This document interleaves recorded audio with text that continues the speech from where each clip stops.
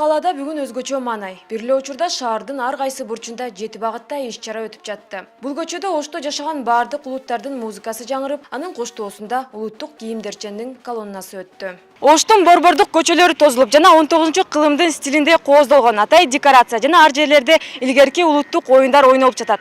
Артында болсо асман алдындагы циркти көрүүгө болот. Театрдашылган программа калың катмар көрүүчүлөрдү чогулткан. Элдер күндүн ысыгына карабай жандуу аттракционду көрүп жатышты. Бул тилкеден абайкана, гербен сыяктуу түрдүү экспонаттар коюлуп, өзүнчө этно шаарча курулган.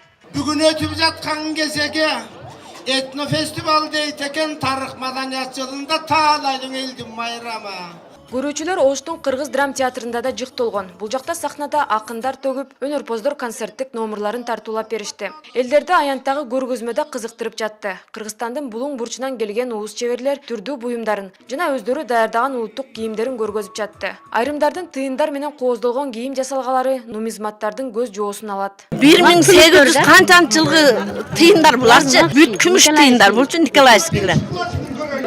Бул станокту коңшу өлкөнүн өкүлдөрү Өзбекстандан бери алып келишкен. Силер көрүп жаткандай азыр улуттук орнаменти тартылган кездеме токулуп жатат. Станок иштеп баштаганда ашыкча сөздүн деле кереги жок. Мындай кооз шарфтар кантип даярдалат, кантип токулат, бүгүн көргөзмөнүн коноктору өз көзү менен көрө алышат.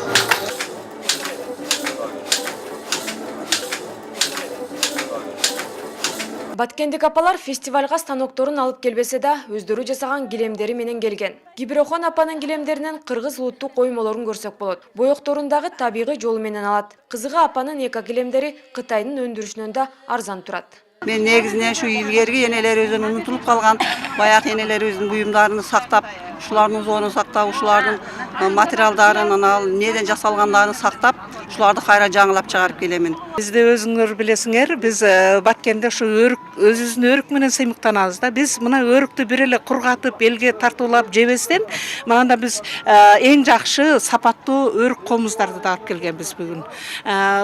Бизде мында жасаган усталар абдан көп. Бул фестивалда кол өнөрчүлүк эле эмес, улуттук тамак-аш, улуттук оюн, этно мода жана каада салттар көрсөтүлдү. Ош шаарындагы бул иш-чара үчүн бекер тандалган эмес. Фестиваль шаарда жашаган көп улутту бириктириши керек. Эң негизгиси ушул тарыхыбызда элибизди башын бириктирип кызмат кылган улуу инсандардын жашоосун, өрнөктүү жашоосун элибизге, айрыкча кийинки жаш буундарга тарбиялык багыттагы иш-чарасы болуп атат да. Анткени бүгүнкү күндө биздин жаштар ошого муктаж.